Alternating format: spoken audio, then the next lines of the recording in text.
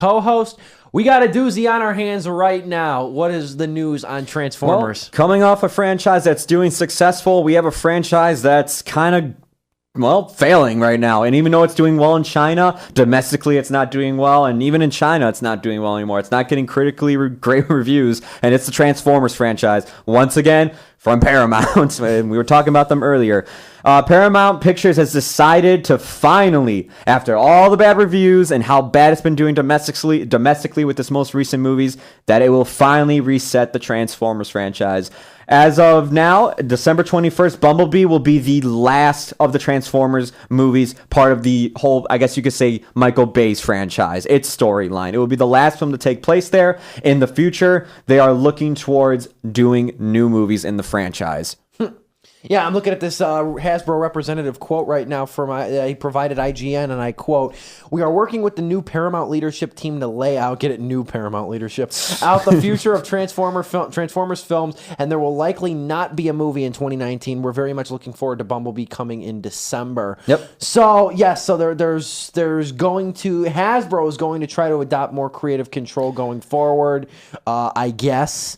You gotta wonder if they're gonna try now to appeal back to fans, back to original fans. Exactly. Because I'm telling you right now, man, I do not think. And again, I've only seen 2 of these movies, so I've seen all of them except the most recent one. I have not given. I do not care about these movies. I really don't. Like, I know you were shocked that I wasn't going to go see Pacific Rim 2. I wasn't planning on it. Yeah. That's not really any animosity towards the franchise. I never saw the first one, and I don't really have much interest to go back to it. But it's like there's very few franchises where I'm adamant about not seeing it. I don't want to see The Maze Runner. I really don't. This is another one where it's like I saw the first one. I got what I wanted out of it. No real desire to continue. And I saw the third one just because it took place in Chicago, and I wanted to see how they filmed it. Because I heard so much about it on like Chicago radio and stuff, so I wanted to hear how they filmed it. I was down there when they filmed it too. You were down there. Yeah, my uncle had a wedding, and we had to go around the whole shooting location because of it. Where was it? Was it Wacker? We were by Union Station. That's why they wanted to take pictures. So we had to we were going down. I forgot what road we were taking to Union Station, and it was cut off. No kidding. Yeah.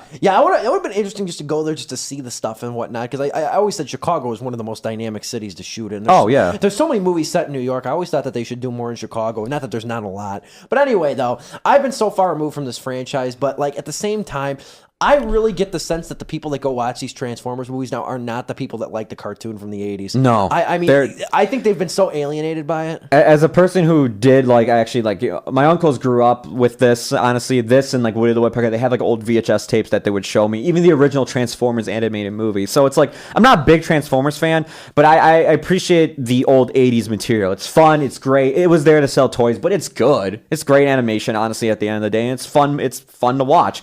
But these movies, yeah, I mean, other than that first one, they're really bad. And bad as in, they are considered sometimes even some of the worst films of all time. And, this used to be during a time where it's like, no matter how bad of a movie you can make, it still made a lot of money. But, today's audiences are starting to recognize bad movies and, paying attention to reviews and, other things that, now box office domestically has gone down. And it started with that fourth one, which was the final line for me because it was like, okay, the fourth one was kind of a mini reboot to the franchise. And when you did a kind of a reboot with new characters, Mark Wahlberg and new cast, and only the returning cast was the Transformers themselves, including some new ones, and to me, I considered the worst one of them all. It's like, I have no interest of continuing at this then. Yeah, I mean, I'm even looking at the box office reception and just stuff for the last night, because I always get these taglines screwed up because they're not numbered. This goes back to my thing where it's like, you know what? It's 1, 2, 3, 4. I wish they started. I don't mind if they have a subtitle. Yeah. But I'm really sick of movies nowadays. It's like they don't number them. You think with all the damn sequels that these companies put out, you think that the logical progression would be to number these movies. Because big numbers scare people, Steve. Why can't it be Transformers 4 The Last Night? You know what I mean? I don't know. It's also great, like Final Destination, when they number the sequels, Final Destination 1, 2, and 3, then they get to the fourth one and call it The Final Destination. And then Final Destination 5. You know, I that's just a mini rant. I just hate the way some of these Yeah. movies are numbered. But anyway, it's like the box office poll for last night. I know it was lower. It was significantly lower. I mean, it against a production budget of about 217 million, it grossed 605 million worldwide, 473. Or I take that back, 605 million worldwide. Only 130 million from America, which is low for these movies. Are low. They really are. For me though, as a fan of the Transformers, like I'm not big on it, but I like it. Yeah, how do you take this information? This is good. This is really good because I was glad to hear Michael Bay is finally stepping away. I wasn't glad to hear they had 19 movies planned out, but I guess after that last one, like how big of a hit they kind of took with it, it made them rethink. And talking back about Paramount to like a few weeks ago when we were talking about it, how like they had to give away Cloverfield to Netflix because they're worried about box office. Honestly. Yeah. It's a good idea, I think, to restart, honestly. You got to honestly get back some of these old fans now because the fans that have been sticking around seeing these movies, they're not even liking the new direction of the movies. No. They're not liking it at all. And it's like, it's a good idea to reset. You don't have Bay there, which even though he's not a terrible filmmaker, but he's not good. He really isn't. There's a few films I like by him. Pain and Gain is one of them. Bad Boys. It's basically, I could count them maybe on one hand of the films he's made.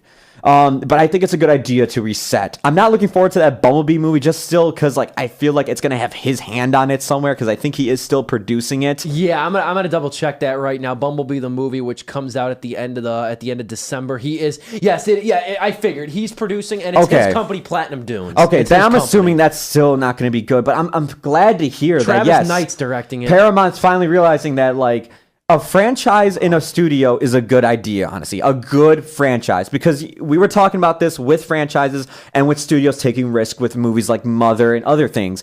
When you have a franchise that's successful, you have that fallback money on. So that when you release something like Mother, you can fall back on yourself. It's like, okay, we didn't make great money with Mother, but we had our franchise movie make billions of dollars that we're still going. And Paramount needs that. Because Mission Impossible, like while it is a big staple, it's been around for a long time. It's not as popular with our generation as it is with an older generation. But something like Transformers, doing a reset button on it, introducing it to new fans and everything, is a great way to do that. Yes, and I know there's a lot of people that were like really like scared when Transformers didn't do so well, and they were like, oh my god, it bombed, what are we gonna, you know what I mean, what's gonna happen now? And I said, like, don't get me wrong, I'm glad when people don't go see bad movies, that's true too, but again, the fact that like Transformers bombing doesn't bode well for something like Mother wasn't lost on me. The reason you might have seen my shocked face though, the reason I was saying is because Bumblebee is going to be directed by Travis Knight. It's funny, connect it back with what we talked about previous hour.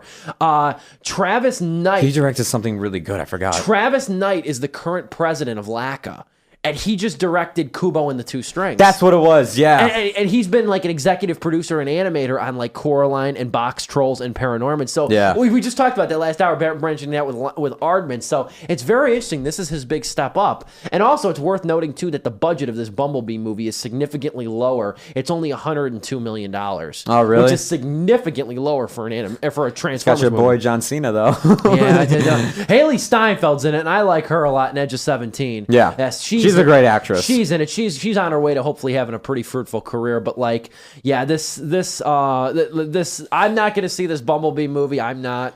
I'm not either. And like I said, it's gonna probably be what it's, at least now with this Hasbro news, it's shaping up to be. I guess the death cry of this. Honestly, it's gonna be the one that even if it bombs, Paramount's not gonna care because like, all right around the corner, we're gonna reset this stuff in 2020. And like I said, there's a Paramount executive. They ain't looking for. The only reason if they're looking forward to this Bumblebee movie being released is that it's off their hands. Yeah. You know, because it's been time to move. I mean, you think about it though. That first Transformers movie of the new Michael Bay franchise, that thing's 11 years old this year. Yeah. It's 11 years old. It's that long. I mean, I remember that when that thing came out, it was how big of a hit it was and how many people were talking about it. And it's funny to think about that, like just how long ago that was. Yeah. You know, I remember you were shocked that even The Croods came out so long ago. It's like years blend together for us. Good topic, though. Thanks for bringing that up. No problem. It is interesting. And I mean, it's one of the many movies opening that weekend. We mentioned that the first hour, too. Yeah. It's one of the many movies opening that That's weekend. another excuse they can use, too. Oh, yeah, I didn't do successful at the box office due to competition. That's what it was. That didn't help it, but that's what it was.